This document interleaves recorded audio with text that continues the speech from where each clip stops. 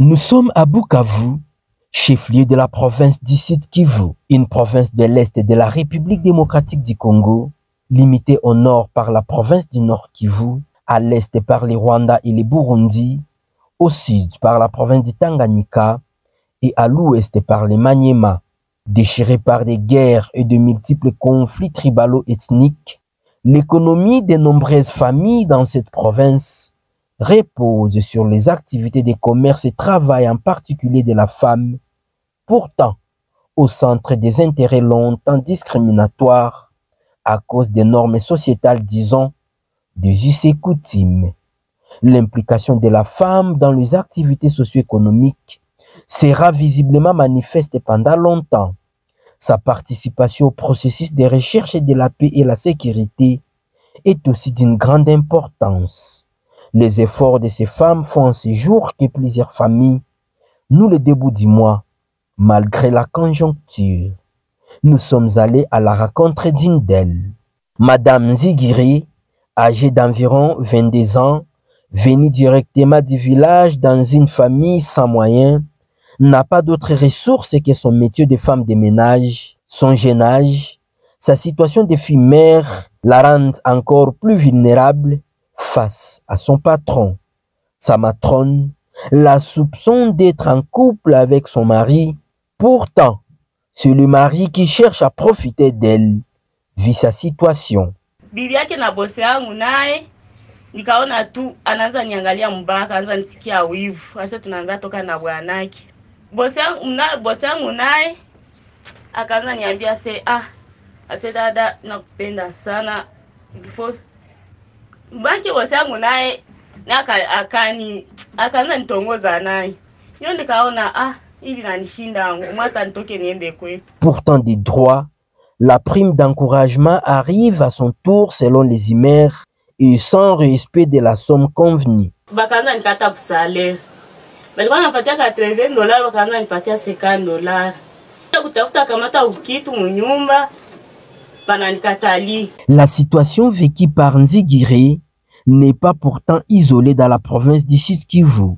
Pour Solange Loachiga, responsable du caucus des femmes au Sud Kivu, une organisation de défense des droits de la femme, plusieurs femmes de ménage subissent les traitements pareils, a-t-il déclaré.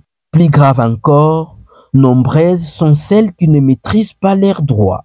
Quand on engage une femme comme employée de maison ou domestique entre guillemets, cette femme-là n'a pas le pouvoir d'abord de s'assumer et de dire il faut que je trouve un contrat bien écrit, bien signé, il faut que je négocie mon salaire.